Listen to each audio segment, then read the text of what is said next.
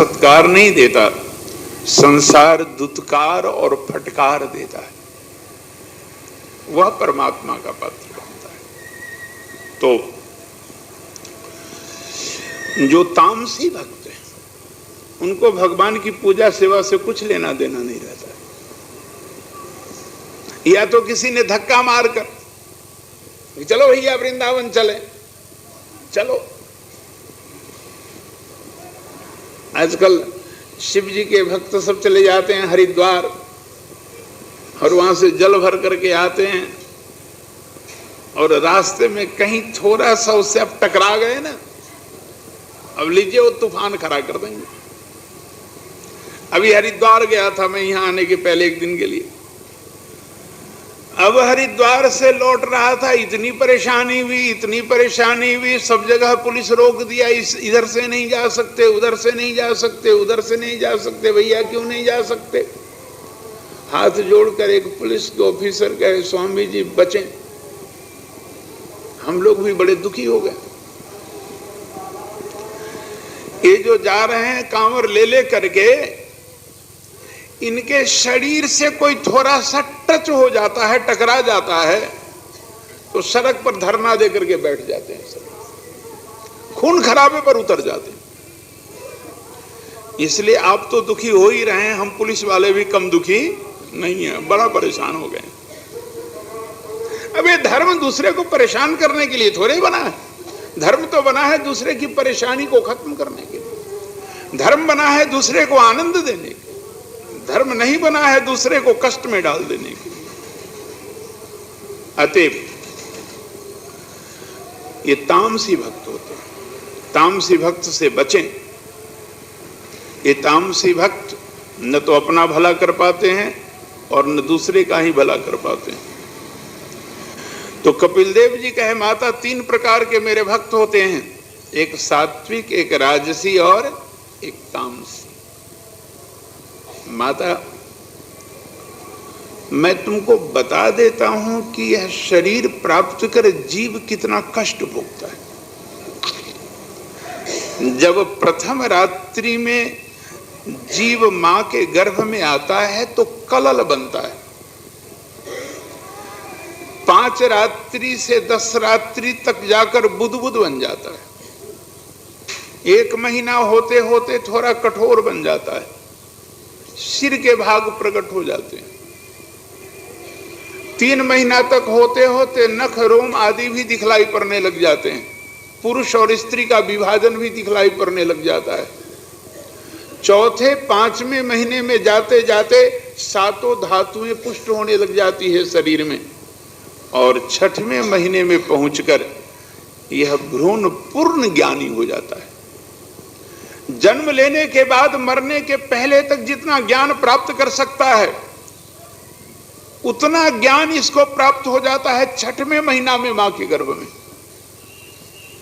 आप सुने होंगे महाभारत की कथा में, जब अर्जुन संसपतकों से युद्ध करने के लिए चला गया और द्रोणाचार्य चक्रव्यूह का निर्माण कर दिए, तो युधिष्ठिर कहा आज के दिन का युद्ध बंद कर दूंगा। परंतु उसी समय में अभिमन्यु आया, मैं जानता हूं चक्रव्यूह भेदन की विद्या, परंतु 6 दरवाजे को तोड़ने की विद्या जानता हूं, 7वें दरवाजे को तोड़ने की विद्या नहीं जानता। युधिष्ठिर पूछे 6 दरवाजे को भेदन की विद्या तुम कैसे जानते हो? अभिमन्यु बोला कि जब मैं मां के गर्भ में था तो मेरे पिता अर्जुन चक्रव्यूह भेदन की कथा सुना रहे थे। मां के गर्भ में ही मैं 6 दरवाजे को तोड़ने की कथा सुन लिया था। जब 7वें दरवाजे को तोड़ने की कथा मेरे पिताजी प्रारंभ की तो मेरा जन्म हो चुका था। भीम कहे तो 6 दरवाजा तुम तोड़ दोगे तो 1 दरवाजा तो मैं धक्का मार करके भी तोड़ दूं। युद्ध की घोषणा हो गई। अभिमन्यु 6 दरवाजे को तोड़ दिया, लेकिन भीम पहले दरवाजे पर ही जयद्रथ के द्वारा रोक दिए गए थे। तो 6वें महीने में जब जीव मां के गर्भ में पहुंचता है तो अज्ञानी हो जाता है, उसमें चेतना आ जाती है, उसमें सोचने समझने की शक्ति आ जाती है। उस समय में कपिल देव जी कहते हैं, माता स्त्री क्या करती है, मिर्च ज्यादा खा लेती है। तो मिर्च जब खाती है ज्यादा तो गर्भ के बच्चे का चमड़ा बड़ा कोमल होता है, उस कोमल चमड़े पर वह मिर्च लगता है, तीव्र जलन होता है और वह बड़ा चिल्लाता है, भगवान की प्रार्थना करता है कि प्रभु कुछ ऐसा उपाय करो कि इस नरक से बाहर निकल जाऊं, दोबारा इसमें आने का प्रयत्न नहीं करूंगा। मां नमक खा लेती है ज्यादा और गर्भस्थ शिशु के चमड़े पर लगता है, और बच्चा बड़ा रोता है, बड़ा चिल्लाता है। उस समय में माता फिल्म देखती है, तो जब फिल्म देखती है तो शायद माता फिल्म के डायलॉग को याद करे या न करे, लेकिन बच्चा जो पेट में बैठा हुआ रहता है वो फिल्मी डायलॉग याद कर लेता है। आजकल छोटे छोटे बच्चों को देखता हूं, टीवी के सामने खूब नाचता रहता है, जूरे कराटे चलाता रहता है, और माता पिता बड़े प्रसन्न होते हैं, ये देखो मेरा छोटा सा बच्चा कितना तेज है मुन्ना। और मैं कहता हूं माता, आज ये टीवी के सामने जूरे कराटे इस टेलीविजन में देख देख कर तुम बड़ा खुश हो रही हो, कल यही जूरे कराटे जब तुम्हारा बेटा तुम पर उपयोग करने लग जाएगा ना, तब पता चलेगा। इसलिए गर्भवती यदि स्त्री है कोई, तो उसे चाहिए भगवान की कथा सुने, उसे चाहिए भगवान के मंदिर में जाकर ठाकुर जी का दर्शन करें, और ठाकुर जी का दर्शन करते हुए प्रार्थना करें कि प्रभु तुम्हारे अंश में से थोड़ा सा अंश मेरे गर्भ में जो मेरा शिशु है उसमें चला दे। सुंदर पुस्तकों को उलट कर पढ़ो, शायद तुम्हारा संस्कार न बने तो न बने, लेकिन तुम जिस शिशु को इस पृथ्वी पर ला रहे हो उसका संस्कार बन जाए। और एक सुंदर पुत्र को जब तुम जन्म दे दोगे तो तुम्हारा ही कल्याण नहीं होगा, परिवार का कल्याण होगा, समाज का कल्याण होगा, देश का कल्याण होगा, संसार का कल्याण होगा। तब जब 9 महीना पुरता है, माता प्रसव वायु के द्वारा परमात्मा धक्का मारते हैं और यह जीव मां के गर्भ से बाहर चला आता है, वहां भी मलमूत्र में पड़ा हुआ रहता है। जैसे ही पृथ्वी के वातावरण में आता है वैसे ही सब कुछ भूल जाता है, मच्छर काटते, डांस काटते, लेकिन यह उड़ा नहीं सकता है, वहां भी कष्ट भोगता है। धीरे धीरे बड़ा होता है, किशोर जवान बनता है, इंद्रियां इसे परेशान करती है, विवाह करता है, शरीर वृद्धावस्था को प्राप्त हो जाता है, तब शरीर इसको परेशान करता है। अर्थात इस शरीर में आकर सिवा कष्ट के और जीव को कुछ नहीं भोगना पड़ता है। इसलिए माता इस शरीर को प्राप्त कर जीव ऐसा प्रयत्न कर ले कि दोबारा इस शरीर में आवे ही नहीं। कपिल देव जी अपनी माता से कहते, देवहूति कहती है, पुत्र अब मैं भी जंगल में जाना चाहती हूं, अपने पति के मार्ग का अनुसरण करती हूं। कपिल देव जी नहीं रोके, देवहूति जंगल में चली गई, कालांतर में योगाग्नि में अपने शरीर को जला दी और कपिल देव जी माता से आज्ञा प्राप्त कर गंगा सागर चले गए साधना करने के लिए। जहां आप मकर संक्रांति को 14 जनवरी को गंगा सागर जाते और कहते सब तीर्थ बार बार और गंगा सागर एक बार। तथास्तु पुनः अपराह्न काल की सभा में हम आए शंकर भगवान के पास। पार्वती जी आदर सत्कार की कुछ विलंब से आते हैं आजकल नारद जी। नारद जी फिर बोले, मैं ज्यादा समय अनसुईया आश्रम में देता हूं, उस जैसी स्त्री त्रिभुवन में कोई नहीं है। पार्वती जी भी जल भून कर राख हो गई। नारद जी सोचे अब दूर बैठकर तमाशा देखूं, ये तीनों क्या करती है देवियां। ब्रह्मा विष्णु महेश जब अपने अपने घर पधारे तो तीनों की देवियां अपने अपने पति को पकड़ी चाहे जिस भी प्रकार से हो, अनसुईया के पातिव्रत्य धर्म को भंग करें।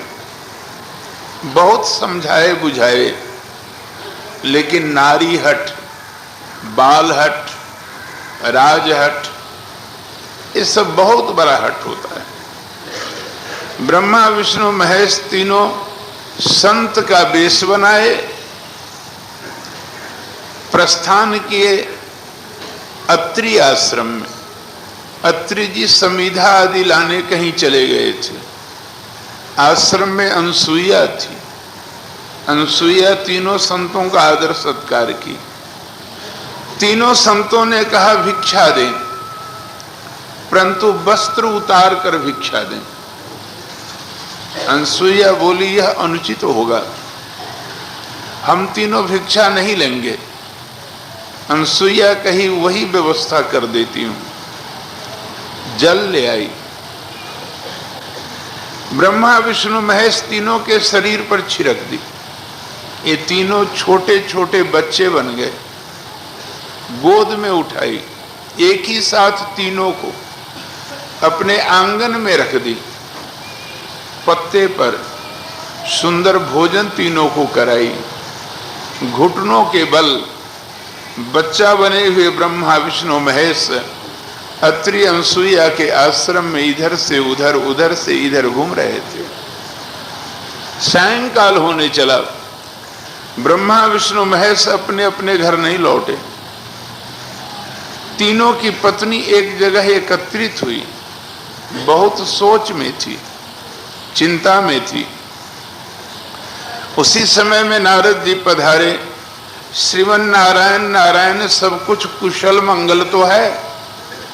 आज तीनों देवियां एक जगह एकत्रित हैं, एक ही अनर्थ करने में पर्याप्त हैं। तीन तीन एकत्रित हैं, न जाने आज तीनों लोक तो खत्म नहीं हो जाएगा। ब्रह्मा विष्णु महेश तीनों की पत्नी बोली, नारद हम लोगों के पतिदेव घर नहीं लौटे हैं। नारद जी कहे लौटेंगे भी नहीं। तीनों देवियां नारद जी से बोली, यह क्या बोल रहे हो नारद? नारद बोले, मैं सच ही कह रहा हूं। आपके पतिदेव अत्रि अनसुईया के आश्रम में छोटे छोटे बच्चे बन गए। अब प्राप्त भी करेंगे तो कोई विशेष लाभ नहीं होगा। दूध दाध पिलाकर, वृंदावन की लस्सी पिलाकर, यहाँ का खोआ बड़ा प्रसिद्ध है, खूब बादाम घोट घोट कर पिलाएंगे तो भी क्या होगा? जब तक वो तीनों बड़े होंगे तब तक आप तीनों रिटायर हो जाएंगे। नारद जी बोले, मैं कुछ नहीं कर सकता हूं, आप तीनों जाएं, अनसुईया की प्रार्थना करें। यदि वो चाहें तो आप तीनों की विपत्ति दूर कर सकते हैं। तीनों देवियां ब्रह्मा विष्णु महेश की पत्नियां अनसुईया आश्रम में पधारी। अनसुईया तीनों देवियों का परिचय प्राप्त करना चाह रही थी। उसी समय में अत्रि ऋषि पधारे। अत्रि अनसुईया से पूछे, पत्नी ये तीनों छोटे छोटे बच्चे और ये तीनों सुंदर देवियां कौन है? अनसुईया सारी कहानी अपने पतिदेव को बताई। अत्रि ऋषि अपनी पत्नी से बोले, चाहे जिस भी प्रकार से हो, तुम इन तीनों देवियों के कष्ट को दूर करो, थोड़ा पैर आगे कर दें। अत्रि पैर आगे किए, अनसुईया चरण धोई। चरण धोकर वही चरण जल तीनों जो ब्रह्मा विष्णु महेश छोटे छोटे बच्चे बने थे तीनों पर छिड़क दी। ये तीनों फिर अपने रूप में आ गए। ब्रह्मा विष्णु महेश तीनों अनसुईया की हाथ जोड़कर प्रार्थना की और बोले, माता सिर्फ नारद को ही नहीं, हम तीनों को भी तुम्हारे आश्रम में बड़ा आनंद आया। हम तीनों को तुमने अपने गोद में उठा ही लिया है, अपने हाथ से खिला ही दिया है। अब हम तीनों की इच्छा हो रही है कि हम तीनों आपके पुत्र बने। कालांतर में विष्णु भगवान दातात्रेय बनकर जन्म लिए। इसके बाद ब्रह्मा जी चंद्रमा बनकर जन्म लिए। तत्पश्चात शंकर भगवान दुर्वासा बनकर जन्म लिए। परंतु इस कथा से एक शिक्षा ग्रहण करो। व्यास जी जो कुछ भी कहते हैं कुछ समझाने के लिए कहते हैं। व्यास जी इतनी गाथा लिख दिए सिर्फ मनोरंजन के लिए नहीं। इस कथा से एक शिक्षा ग्रहण करो कि तुम्हारा जो कर्तव्य है वही तुम्हारी पूजा है। Work is worship. तुम्हारे द्वारा वही कर्म संपादित हो जो परमात्मा ने तुम्हारे लिए निर्धारित किया है। पति देव भोजन के लिए तड़पते रहें और तुम कहो थोड़ा रुक जाइए अभी मैं माला फेर रही हूं। नो, यह धर्म नहीं, यह पाप हो जाएगा। महाभारत में कथा है धर्म व्याधि की। वन पर्व में एक ब्राह्मण युवक है, तपस्या करने जंगल में जाता है, घोर तपस्या करता है, बहुत बड़ी शक्ति प्राप्त कर वापस लौट रहा है। आज एक सरोवर के किनारे के वृक्ष के नीचे विश्राम करने लगता है। एक बगुला ऊपर से उस पर बीट कर देता है। यह ब्राह्मण कुमार ऊपर देखता है। इसके देखने मात्र से वह बगुला जलकर राख बन जाता है। ब्राह्मण भिक्षा मांगने के लिए एक गृहस्थ के दरवाजे पर पहुंचता है। स्त्री घर से बाहर निकल कर कहती है, ब्राह्मण थोड़ा देर रुक जाइए, मेरे पति देव भोजन करने के लिए बैठे हैं, पहले भोजन करा दूं, इसके बाद आपको भिक्षा दूंगी। ब्राह्मण बोला, तुम जानती नहीं हो मेरे में कितनी शक्ति है। मुस्कुराती हुई वह स्त्री जवाब दी, जानती हूं मैं आप में कितनी बड़ी शक्ति है। आपने बगुला को जलाकर भस्म कर दिया है, क्या मुझे भी आप बगुला ही समझ रहे हैं? चौंक पड़ा तपस्वी ब्राह्मण। वह सोच रहा था कि इस स्त्री को कैसे पता चल गया। वह स्त्री बोली, ब्राह्मण आपको यदि वास्तविक ज्ञान प्राप्त करना हो तो राजा जनक की राजधानी में चले जाइए, जनकपुर में। वहाँ एक तुलाधार नामक वैश्य है, वहाँ एक धर्मव्याध है, उस धर्मव्याध से शिक्षा ग्रहण करें।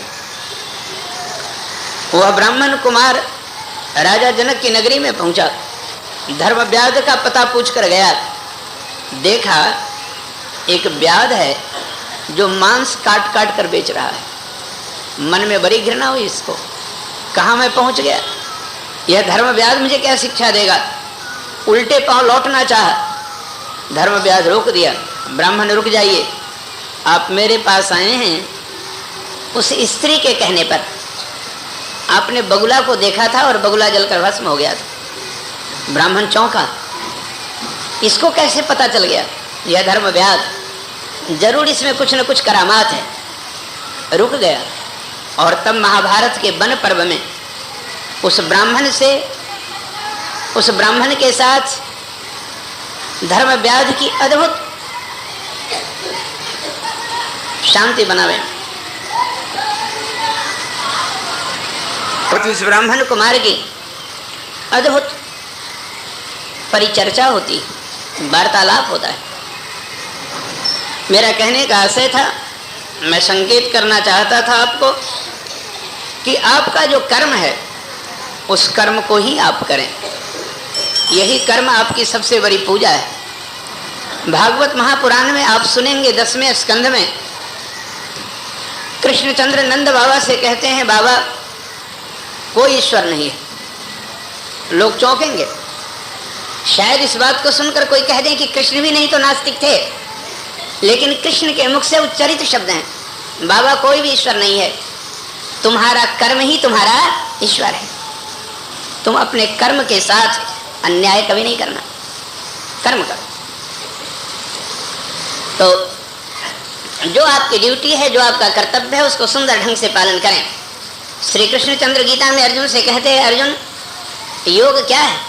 मैं बता रहा हूं तुमको, योग है कर्मसु कौशलम। जो तुम्हें कर्म कहा गया है करने के लिए, कुशलता पूर्वक उस काम को करो, यही तुम्हारे लिए सबसे बड़ा योग है। बोलिए वृंदावन बांके बिहारी लाल की, बोलिए वृंदावन बांके बिहारी लाल की। गोविंद जय जय गोपाल जय जय, गोविंद जय जय गोपाल जय जय, राधा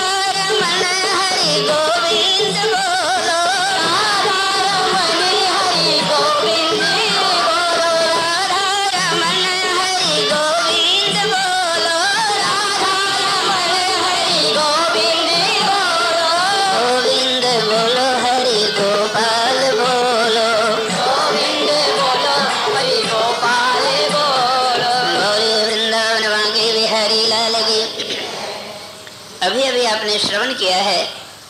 मनु और शत्रुपा के 2 पुत्र थे, प्रियव्रत और उत्तानपाद, एवं 3 कन्याएं थी, आकुति, देवहूति और प्रसूति। अत्रि और अनसुईया की कथा आपको सुनाई गई, परंतु फिर इस कथा से शिक्षा ग्रहण करो। अत्रि किसको कहते हैं? जहां 3 नहीं हो। न त्रि इति अत्रि, 3 नहीं हो। क्या 3 नहीं हो? तो जहां सतोगुण नहीं हो, जहां रजोगुण नहीं हो और जहां तमोगुण भी नहीं हो। गीता में कृष्ण से अर्जुन कहता है मैं तुम्हारे समान आनंद प्राप्त करना चाहता हूं। कृष्ण कहते हैं अर्जुन मम साधर्म मागता, मेरे धर्म में आ जाओ। अर्जुन कहता है तुम्हारा धर्म क्या है? कृष्ण कहते हैं नैस्त्रैगुण्यो भव अर्जुन, तुम त्रिगुणातीत हो जाओ, 3 गुणों से ऊपर उठ जाओ। ध्यान देना, तुझे ब्रह्मा में भी नहीं रहना है, तुम्हें शंकर में भी नहीं रहना है और तुम्हें विष्णु में भी नहीं रहना है। तुम इन 3 से ऊपर उठकर एक एब्सोल्यूट फॉर्म में आ जाओ। इन 3 से तुझे ऊपर उठना पड़ेगा। जिस दिन इन 3 से तुम ऊपर उठ जाओगे उस दिन तुम ब्रह्मा, विष्णु और महेश तीनों बन जाओगे एक साथ। सतोगुण, रजोगुण और तमोगुण से भी ज्यादा खतरनाक है। कृष्ण दर्शन कहता है कि जिस प्रकार से एक कैदी को लोहे की हथकड़ी बेड़ी पहना दो या चांदी की हथकड़ी बेड़ी पहना दो या सोने की हथकड़ी बेड़ी पहना दो, वह कैद में ही है, वह बंधन में ही है। उसी प्रकार से यह जो तमोगुण है वह लोहे की हथकड़ी बेड़ी है, जो रजोगुण है वह चांदी की हथकड़ी बेड़ी है और जो सतोगुण है वह सोने की हथकड़ी बेड़ी है। यही 3 गुण मिलते हैं तो इसको कहते हैं त्रिकुटाचल पर्वत। ये सतोगुण, रजोगुण, तमोगुण 3 गुण मिलते हैं तो इसको कहते हैं त्रिकुटाचल पर्वत। और जानते हो त्रिकुटाचल पर्वत पर कौन रहता है? रावण रहता है, अहंकार रहता है। मैं तो कहता हूं कि तमोगुण से ज्यादा सतोगुण में व्यक्ति में अहंकार प्रवेश करता है। लोग पाप करते हैं तो बोलते नहीं है, थोड़ा छिप कर करते हैं, किसी की दृष्टि न पड़ जाए, कोई जान न ले, थोड़ा बचाने का प्रयत्न करते हैं अपने आप को। लेकिन दूसरे तरफ मैं देखता हूं जो किसी की भलाई करते हैं वो बड़ा ढिढोरा पीटते हैं, बहुत लोगों को सुनाते हैं मैंने यह किया है, मैंने यह किया है, मैंने यह किया है, करते हैं। और इसलिए सतोगुण तमोगुण से भी ज्यादा खतरनाक है। शायद सुन करके आप आश्चर्य में पड़ेंगे, व्यास ने महाभारत में कहा त्यज धर्मम अधर्मम च उभे सत्य नृत्य त्यज उभे सत्य नृत्य त्यक्त्वा जेन त्यजसी तत्यज। महाभारत में व्यास बोले कि पहले धर्म को छोड़ देना, इसके बाद अधर्म को छोड़ देना, पहले सत्य को छोड़ देना, इसके बाद झूठ को छोड़ देना, तत्पश्चात धर्म और अधर्म को छोड़ने के लिए, सत्य और झूठ को छोड़ने के लिए तुमने जिन साधनों का प्रयोग किया उन साधनों को भी छोड़ देना। न्याय में कंटकम कंटकेनेव, कोई कांटा तुम्हारे पैर में चुभ जाए तो उस कांटा को निकालने के लिए दूसरे कांटे का प्रयोग करो, नहीं तो पैर में चुभा हुआ कांटा नहीं निकलेगा। लेकिन उसी समय में एक सावधानी भी बरतो, दूसरे कांटे से पैर में चुभा हुआ कांटा निकाल लो, उस कांटे को निकाल कर पैर से फेंक दो, साथ ही जिस कांटे से पैर में चुभे हुए कांटे को निकाले उस कांटे को भी फेंक दो। मूर्ख ऐसा नहीं करता, मूर्ख उस कांटा को अपने पास रख लेता कि फिर कभी कोई कांटा चुभेगा पैर में तो इसी कांटे से उसको निकालूंगा। 2 गलतियां एक साथ करता है, एक तो संकल्प दोष होता है, फिर कोई कांटा चुभेगा, और दूसरी गलती में कोई और कांटा नहीं चुभता है, धोखे से यही जो पास में रखा हुआ कांटा है वही चुभ जाता है। एक संकेत करूं, पराया तुम्हारा दुखदाई उतना नहीं है जितना दुखदाई तुम्हारा अपना है। यदि तमोगुण है तुम में तो इसको खत्म करो रजोगुण से, यदि रजोगुण तुम्हारे में है तो उसको सतोगुण से खत्म कर दो, और जब सतोगुण में अवस्थित हो जाओ तो इस सतोगुण को भी फेंक दो। तमोगुण दूसरे की बुराई करना, रजोगुण अपनी प्रशंसा सुनना, सतोगुण दूसरे की प्रशंसा करना, तमोगुण दूसरे की हानि करना, रजोगुण अपना लाभ करना और सतोगुण दूसरे का लाभ करना। तीनों खतरनाक है। जब हम किसी की हानि करना चाहते हैं तो उस समय में भी हमारे दिमाग में एक चिंतन का प्रवेश होता है कि उसकी हानि किस प्रकार से करेंगे, और दिन रात के 24 घंटों में से कुछ घंटे हमको निकालने पड़ते हैं उसकी हानि के लिए। बंधन है। जब हम अपनी भलाई करना चाहते हैं तो उस समय में भी हमारे दिमाग में एक चिंतन प्रवेश करता है कि अपनी भलाई कैसे करेंगे, और दिन रात के 24 घंटों में से कुछ घंटे मुझे निकालने पड़ते हैं अपनी भलाई के लिए। यह भी बंधन है। जब हम दूसरे की भलाई करते हैं तो उस समय में भी मेरे दिमाग में एक चिंतन घुसता है कि हम उसकी भलाई कैसे करेंगे, और दिन रात के 24 घंटों में से कुछ घंटे उसकी भलाई के लिए निकाल देते हैं। यह भी बंधन है। ये तीनों बंधन है। प्रकृति को अपने ढंग से कार्य करने दो। तुम हो ही कौन किसी की हानि करने वाले और किसी का लाभ करने वाले? कौन हो तुम? राजा दशरथ केकई से बोल दिए, कोपवन में केकई गई थी, बोल दिए, अनहित तोर प्रिया कही किन्हा, कई दुई सिर कह जमु चाह लिन्हा। कौन अपने सिर को कटवाना चाहता है? मेरी पत्नी तुम्हारी इच्छा होवे तो कहूं कहीं रंग कहीं करऊं नरेशु, कहूं कहीं निर्पही निकासऊं देशु। तुम कहो तो किस राजा को मैं भिखारी बना दूं, और तुम्हारी खुशी के लिए किस भिखारी को मैं राजा बना दूं। परमात्मा हंसा। परमात्मा कहा, राजा दशरथ तुम्हारे पास इतनी शक्ति भी है कि तुम किसी भिखारी को राजा बना दो और किसी राजा को भिखारी बना दो। किसी भिखारी को राजा बनाने की बात बहुत दूर की है दशरथ। कल प्रातः काल तुम अपने बेटे राम को ही राजगद्दी देने जा रहे हो। मैं देखना चाहता हूं यह भी करने में तुम सफल हो पाते हो कि नहीं हो पाते। और राजा दशरथ जो केकई के सामने दावा कर रहा था कि मैं किसी भी भिखारी को तुम्हारी खुशी के लिए राजा बना सकता हूं, अपने बेटे को भी राजगद्दी पर बिठाने में सफल नहीं हुआ। इतना ही नहीं, आगे बढ़कर राजा दशरथ बोला केकई से, सकऊं तोर अरि अमरऊ मारी, कहा कीट बपुरे नर नारी। मेरी प्रिया, तुम्हारा दुश्मन कोई अमर हो, देवता हो, तो मैं उसको भी मार सकता हूं। ये मनुष्य आदि तो मेरे लिए कीड़े मकोड़े। परमात्मा फिर हंसा। परमात्मा कहा, राजा दशरथ तुम अमर को भी मारने का दावा कर रहे हो, लेकिन मैं देख रहा हूं कि तुम्हारे सिर पर तुम्हारी मृत्यु नाच रही है। तुम अपने आप को भी अपनी मृत्यु से बचा पाते हो कि नहीं बचा पाते? तुम कुछ भी नहीं हो, यू आर ए फिग, कुछ नहीं हो, अति तुच्छ। तुम्हारा कोई अपना प्रयोजन नहीं है, तुम्हारा अपना कोई स्वस्थ चिंतन नहीं है, तुम कोई निर्णय नहीं ले सकते, तुम अपने ढंग से संचालित ही नहीं हो सकते। तुम एक यंत्र हो। परमात्मा यंत्र ही है जिसके हाथ में तुम हो। जैसे वह नचाएगा वैसे तुमको नाचना पड़ेगा। गीता से तुलना करो, मत्तः परतरम नान्यत् किंचिदस्ति धनंजय मयि सर्वम इदं प्रोतम सूत्रे मणिगणा इव। जिस प्रकार से एक धागा में अनेक मणिकाओं को गूंथ दिया जाता है, तो धागे का संचालन जिधर होता है मणिकाओं को उधर ही संचालित होना पड़ता है।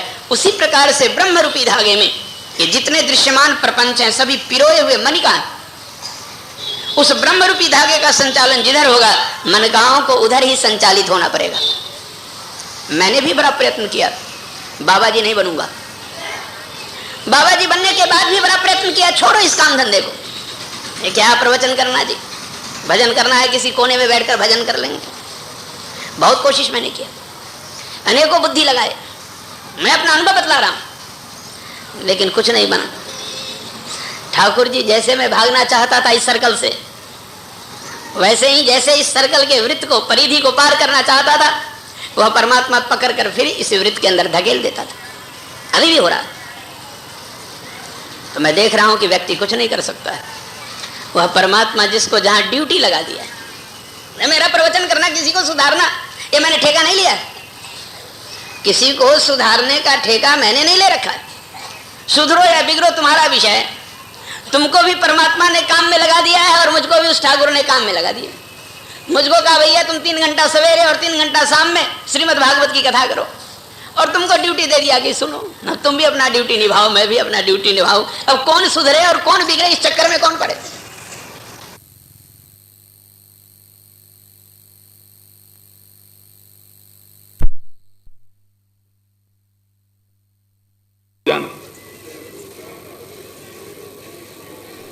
माता सिखलाकर भेजती है। इसीलिए आज प्रत्येक परिवार टूटता चला जा रहा है। पहले एक गांव, एक परिवार होता था, हम लोगों का देखा हुआ है। गांव में जब किसी के घर में जमाई आता था, बेटी की विदाई की बात होती थी, तो 10 दिन पहले से ही बेटी को सभी के घर से निमंत्रण आता कि आज मेरे घर में तुम्हारा भोजन है, आज मेरे घर में तुम्हारा भोजन है, आज मेरे घर में तुम्हारा भोजन है। गांव की बेटी मानी जाती थी। लेकिन आज स्थिति इतनी बिगड़ गई है कि पहले जो सारा गांव एक परिवार होता था, आज एक परिवार भी एक परिवार नहीं रहा। और इसमें सबसे बड़ी भूमिका नारी की रही। नाड़ी बिगड़ जाती है तो शरीर बिगड़ जाता है, और नारी बिगड़ जाती है तो जीवन बिगड़ जाता है। ध्यान देना, नारी यदि स्वर्ग है तो नारी नरक भी है। नारी यदि तुम्हारे ओठों पर मुस्कुराहट के फूल बिखेर सकती है तो तुम्हारे जीवन के पथ में कांटे भी बिखेर सकती है। इसलिए रामायण में तो तुलसी ने कह दिया, विधि हूं न नारी हृदय गति जानी। हमारी तुम्हारी बात तो बहुत दूर की है। ब्रह्मा भी नारी के हृदय की बात नहीं जान सकती। बाली ने राम से पूछ दिया, जब राम कहे कि मूढ़ तो ही अतिशय अभिमाना, नारी सिखावन करसी न काना। तुम्हारी पत्नी तारा रोकी थी, लेकिन फिर भी तुम आ गए युद्ध करने के लिए। तुम नहीं जानते थे कि आज इस सुग्रीव की सहायता करने के लिए राम आए हैं। तुम्हारी पत्नी नारी तुमको रोकी थी, नारी सिखावन करसी न काना। परंतु श्री रामचंद्र जी क्षमा करें, नारी की बात को मानकर अब तक किसका कल्याण हुआ? उदाहरण कहीं और से नहीं ढूंढूं, संकोच हो रहा है। प्रभु, तुम्हारे पिता राजा दशरथ अपनी पत्नी कैकेयी की ही बात को तो मान लिए थे, और परिणाम सब कुछ नष्ट हो गया था। चलो, राजा दशरथ जीव थे, लेकिन तुम्हारे विषय में तो यह प्रचार है कि तुम परमात्मा के अवतरित रूप हो। सोने का हिरण होता है, जल्दी बोले कोई तो व्यक्ति विचार में पड़ जाएगा, सोने का भी कोई हिरण होता है क्या? लेकिन तुम्हारी पत्नी बोल दी, सोने का हिरण, इसका छाल प्राप्त करूं। तुम ब्रह्म विमोहित होकर विचार भी नहीं किए, उस सोने के हिरण के पीछे भाग गए, और तुम्हारी पत्नी चोरी हो गई। प्रभु, यदि आज मैं भी अपनी पत्नी तारा के बात को मानकर घर में रह जाता तो जन्म जन्म मुनि जतन कराही, अंत राम कही आवत नाही। मम लोचन गोचर सोई आवा। आज इतने बड़े संजोग से मैं वंचित रह जाता।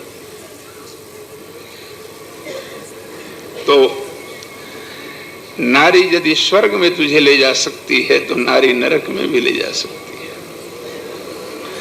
यह परमात्मा की जो माया है ना, उसका मूर्तिमान स्वरूप है।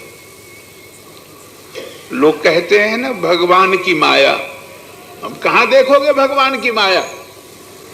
भगवान की माया को यदि देखना है तो क्षमा करें माताएं बहनें, भगवान की माया को यदि देखना है तो प्रत्यक्ष रूप में नारी को देख लो। यह भगवान की माया है, यह इम्बोडाइड फॉर्म ऑफ माया है। तो देवहूति, करदम जी विवाह किए और विवाह करने के बाद तपस्या में चले गए। देवहूति अपने पति की साधना में कोई विघ्न उपस्थित नहीं की और अपने घर भी वापस नहीं गई। 12 वर्ष तक सेवा करती रही प्राणपण से। शरीर के सारे वस्त्र तार तार हो गए। सुंदर भोजन नहीं मिलने के कारण 12 वर्ष में ही यह बूढ़ी हो गई। 12 वर्ष बीतने के पश्चात, क्योंकि संतान तपस्या का परिणाम होगा, संतान वासना का परिणाम नहीं होगा। शराब पीकर जो संतान उत्पन्न करने वाले हैं उसका पुत्र भी शराबी ही होगा, निश्चित समझ लो। इसलिए संतान उत्पन्न करो तो तपस्या के परिणाम स्वरूप। श्री रामचंद्र जी संतान उत्पन्न किए 14 वर्ष के बाद, 14 वर्ष तक जंगल में साधना किए। कर्दम और देवहूति के संतान विष्णु भगवान हुए 12 वर्ष के बाद। तो 12 वर्ष तक कठिन साधना किए कर्दम जी। तत्पश्चात साधना से उपराम हुए, अपनी पत्नी देवहूति को देखी, बूढ़ी हो गई थी, शरीर पर वस्त्र नहीं, किसी प्रकार से अपने तन को ढक रही थी। नेत्र में आंसू भर आए कर्दम के। कर्दम कहे, धन्य हो धर्म पत्नी, तुम मांगो मुझसे, क्या मांगना चाहती हो? देवहूति कही, पतिदेव मैं आपसे कुछ मांगना नहीं चाहती हूं, सिर्फ एक इच्छा है कि आपसे मुझको एक संतान हो जाए और अपने पति से एक सुंदर संतान पत्नी प्राप्त कर ले। इससे बढ़कर और कोई नारी की दूसरी उपलब्धि नहीं है। कर्दम जी कहे, देवहूति मेरी पत्नी, मेरे आश्रम के बगल में यह सरोवर है, इस सरोवर में प्रवेश करो, स्नान करके आओ। देवहूति सरोवर में प्रवेश की। सरोवर में एक महल बना हुआ था, उस महल से अनेकों अप्सराएं निकली, देवहूति के शरीर को मलमल कर स्नान कराई, कोई अमृत तुल्य आसव पिलाई। देवहूति परम सुंदरी बन गई। इस आसव को पीते हैं। सुंदर श्रृंगार देवहूति का किया गया अप्सराओं के द्वारा। और इधर कर्दम जी एक दिव्य विमान बनाए, एक दिव्य विमान, वैदुर्य मणि के सीढ़ी बने हुए थे इस विमान में। 2, 4, 5 पन्नों में व्यास जी इस विमान का सिर्फ वर्णन करते रहे, इस विमान की सुंदरता का वर्णन करते रहे।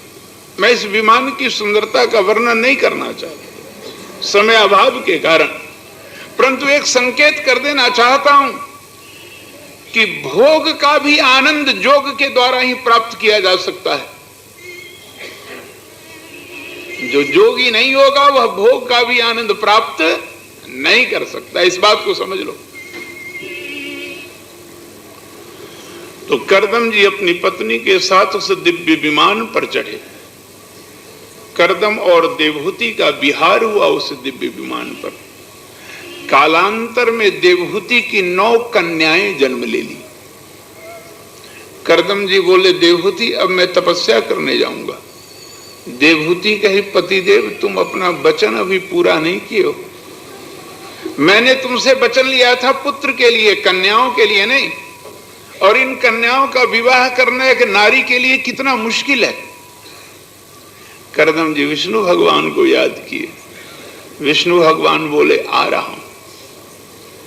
कालांतर में कर्दम से देवहूति गर्भवती हुई और अब देवहूति के गर्भ में स्वयं विष्णु भगवान थे। देवहूति के गर्भ में विष्णु भगवान के आने पर देवहूति की सुंदरता बढ़ने लग गई, शरीर की सुंदरता।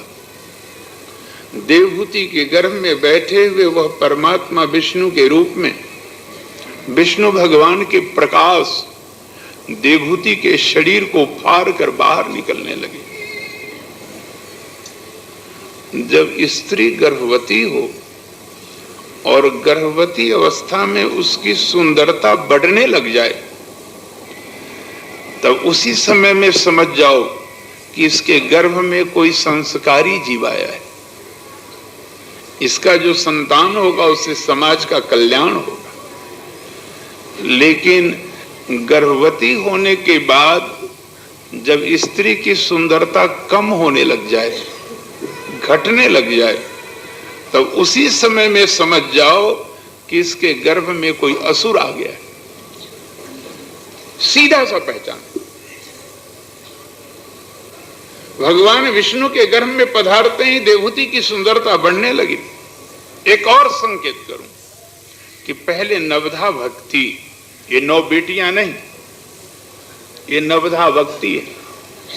श्रवणम कीर्तनम विष्णु स्मरणम पाद सेवनम अर्चनम वंदनम दास्यम सख्यम आत्मनिवेदनम। श्रवण कीर्तन स्मरण पाद सेवन अर्चन दास्य भाव सख्य भाव आत्मनिवेदन भाव, ये 9 भक्तियां पहले आती है। इसके बाद विष्णु भगवान आते हैं। जब विष्णु भगवान गर्भ में आए तो ब्रह्मा जी अपने 9 बेटों को साथ में लेकर आए। अभी अभी आपने सुना है कथा के क्रम में कि ब्रह्मा के शरीर से ही 9 बेटे जन्म लिए थे ब्रह्मा के। मरीचि, अत्रि, अंगिरा, भृगु, वशिष्ठ, पुलस्त, पुलह, क्रतु, दक्ष और नारद। इन 10 में से एक नारद को छोड़कर 9 को ब्रह्मा जी लिए हुए आए। गर्भस्थ विष्णु भगवान की प्रदक्षिणा करके प्रार्थना किए और तत्पश्चात कर्दम जी से निवेदन किए, ये 9 पुत्र मेरे हैं, आप क्या यह अनुग्रह मेरे पर करेंगे कि आप अपनी 9 बेटियों का विवाह मेरे 9 पुत्रों से कर देंगे? भिक्षा मांगने आया हूं। राजा दशरथ जब राजा जनक के यहां पहुंचे तो राजा दशरथ के नेत्र में आंसू भर गए। राजा दशरथ कहे, राजा जनक, मैं आपसे बहुत छोटा हूं, आप बहुत बड़े हैं मेरे से, मैं एक भिखारी बनकर आपके दरवाजे पर आया हूं। आप मेरी झोली में अपने 4 पुत्रियों को डाल दें जिससे मैं अपने 4 बेटों का विवाह करूं और सदा के लिए एक भिखारी वत मेरे दोनों आंख नीचे झुके हुए रहेंगे आपके दरवाजे पर। सोच लो आज के बेटे वालों का तेवर कितना ऊपर उठा हुआ रहता है। बेटा तो देखने में कौड़ी काम का नहीं होगा और जब विवाह करने की बात हो जाएगी और कोई बेटी वाला आ गया तो इतना नाज नखरा, कितने फीट और कितने इंच की आपकी बेटी है, कितनी मोटाई है, कितनी चौड़ाई है, पढ़ी लिखी कितनी है, ना जाने क्या क्या पूछने लग जाएंगे। जो प्रश्न नहीं भी करना चाहिए, जो प्रश्न पूछने में संकोच होवे, ऐसा भी प्रश्न करने लग जाएंगे। एक समय था जब कन्या को नहीं देखा जाता था, जब लड़के को देखा जाता था और मां बाप अपने बेटी के विवाह की बात नहीं सोचते थे, सोचते थे पुरोहित और नाई। एक टाइम था मां बाप नहीं जाता था, पुरोहित और नाई दोनों का काम था। वही सुंदर वर देख करके आता था, सुंदर घर देख करके आता था और किसी भी हालत में कन्या को नहीं दिखलाया जाता था, कन्या को नहीं देख सकते थे। अभी भी बिहार के कुछ अंचलों में मिथिलांचल आदि है, उसमें भी कन्या को पहले नहीं दिखाया जाता है। यह प्रथा हमारी नहीं है, बेटी हमारी लज्जा है, हम उसको विपर्त नहीं कर सकते। तो ब्रह्मा जी कर्दम जी से प्रार्थना की कि मेरे 9 पुत्र हैं और आपकी 9 बेटियां हैं, आप यदि चाहें तो अपनी 9 बेटियों का विवाह मेरे 9 पुत्रों से कर दें। कर्दम जी बड़ी प्रसन्नता में अपनी 9 कन्याओं का विवाह ब्रह्मा जी के 9 पुत्रों से सुसंपन्न किया। तत्पश्चात कर्दम जी विष्णु भगवान के जन्म लेने पर कपिल देव के रूप में सांख्य शास्त्र का विस्तार करने के लिए बोलिए कपिल देव भगवान।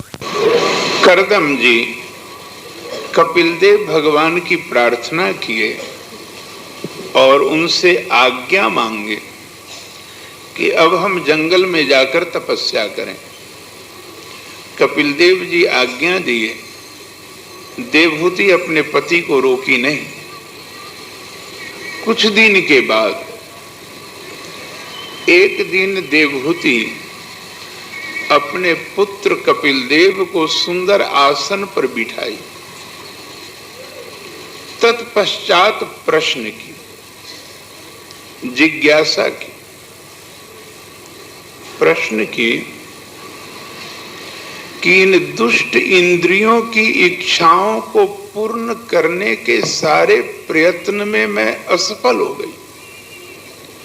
इन इंद्रियों की इच्छाओं को पूर्ण नहीं कर पाई। आप इस संसार रूपी वृक्ष के लिए कुठार के समान हैं। हे कपिल देव जी, प्रभु आप मुझे बतावें कि जीव मात्र का परम कल्याण कैसे होगा। प्रकृति और पुरुष का ज्ञान भी मैं प्राप्त करना चाहता हूं, चाहती हूं। मुझे भागवत धर्म का भी उपदेश करें। कपिल देव जी बोले, माता तुमने पहली गलती कर दी। इन इंद्रियों को तुम दुष्टा बता दी। शायद तुम यह कहना चाह रही हो कि यह शरीर देकर परमात्मा किसी की भलाई नहीं करना चाहता। यह शरीर देकर परमात्मा दुखी करना चाहता है। माता ऐसी बात नहीं है। यह शरीर परमात्मा बड़ी कृपा से प्रदान करता है। एक बड़ी लंबी चौड़ी यात्रा तुझे पूर्ण करनी है। तुम उस अंशी से निकले हो और फिर तुझे उसी अंशी के पास पहुंचना है। और इस यात्रा को पूर्ण करने में तुम्हें 84 लाख योनियों में भटकना पड़ गया है। कितनी लंबी यात्रा है तुम्हारी। इस लंबी यात्रा को तय करते करते अब तुम मनुष्य बने हो। माता, यह शरीर रथ है, ये इंद्रियां घोड़े हैं, यह मन लगाम है, इसमें बुद्धि सारथी है और जो आत्मा है वह रथी है। इंद्रियानि हयानाहु, इंद्रियेभ्य, इंद्रियों को घोड़ा समझो, शरीर को रथ समझो, मन को लगाम समझो, बुद्धि को सारथी समझो। यह रथ परमात्मा तुझे दिए हैं कि तुम परमात्मा के पास तक की यात्रा बड़ी जल्दी खत्म कर दो, बड़ी जल्दी तय कर दो। लेकिन सावधानी बरतो कि रथ में जो घोड़े लगे हुए हैं उसमें लगाम जरूर लगा रहना चाहिए। और लगाम भी लग करके क्या फायदा होगा यदि उस लगाम को कोई सारथी नहीं पकड़ा। बुद्धि, ज्ञान मार्ग और भक्ति मार्ग में थोड़ा सा फर्क है। ज्ञान मार्ग में यह लगाम बुद्धि पकड़ती है, घोड़े का लगाम। लेकिन भक्ति पक्ष में इन इंद्रियां रूपी घोड़े में लगा हुआ जो मन लगाम है उसको भक्त परमात्मा के हाथ में थमा देता है, उसको ठाकुर को पकड़ा देता है।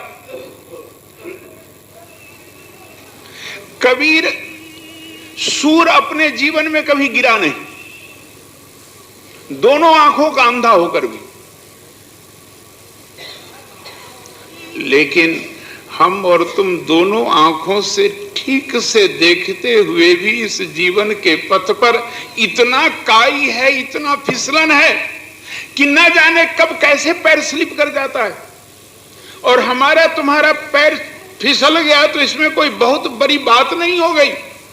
मैंने तो फिसलते देखा है पराशर और विश्वामित्र को।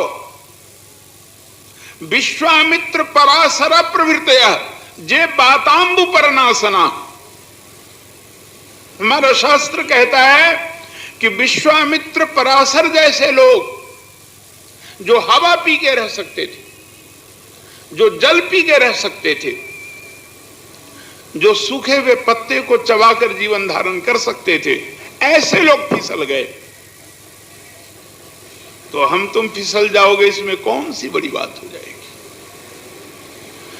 तो दोनों आंख से देखते हुए भी फिसलने का खतरा है, लेकिन दोनों आंखों का अंधा सूर कभी नहीं गिरा। क्यों नहीं गिरा आप जानते हैं? इसलिए कि सूर की लाठी पकड़कर बाल कृष्ण चला करते थे। आगे आगे बाल कृष्ण सूर की लाठी पकड़कर चला करते थे, सूर कैसे गिर सकता था? मीरा को कोई जहर नहीं मार सका। अनेकों बार मीरा को मारने के प्रयत्न हुए,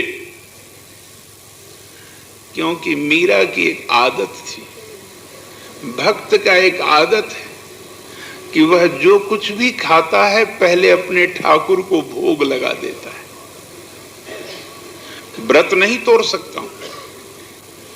यदि प्रभु तुम मुझे अमृत भी उपलब्ध करा दिए तो यह अमृत भी पहले तुझे भोग लगाकर प्रसाद बना लूंगा, और यदि तुम विष भी उपलब्ध करा दिए तो इस विष को भी भोग लगाकर तुमको प्रसाद बना लूंगा। जब जहर आया मीरा के हाथ में, कृष्ण भागे हुए आए। मीरा सोच रही थी, मेवा, मिष्टान, पकवान, दूध, मलाई, राबड़ी ठाकुर तुमको भोग लगाया, लेकिन विष नहीं भोग लगाऊंगी। मैं इतनी निष्ठुरा नहीं बन सकती, चाहे आज मेरा व्रत ही क्यों न टूट जाए, लेकिन विष तुमको भोग नहीं लगाऊंगी। कृष्ण भागे हुए आए। कृष्ण कहे, मीरा क्या कर रही हो? तुम्हारा व्रत भंग हो जाएगा, और तुम्हारा व्रत भंग होवे या नहीं होवे, मेरा व्रत भंग हो जाएगा। इसलिए यह विष का प्याला मेरे हाथ में दे दो। कृष्णचंद्र मीरा के हाथ से विष का प्याला लिए, अपने अधर से लगा लिए। जैसे ही अपने अधर से इस विष के प्याला को लगाए, अब यह विष का प्याला नहीं था, कृष्ण के अधरामृत के संजोग में यह अमृत का प्याला बन चुका था। मैं भी आपसे अनुरोध करता हूं, भोग को स्वीकार न करें, परंतु प्रसाद को छोड़े भी नहीं। जब तक भगवान को भोग नहीं लगाओ तब तक भोग, जब तक भगवान को भोग लगा दिए तब प्रसाद। श्रीमद् भगवत गीता पढ़ते हैं आप, गीता का प्रथम चैप्टर, कौरव पक्ष में शंखनाद होने लगा। युद्ध प्रारंभ करने के लिए शंख बजने लगा।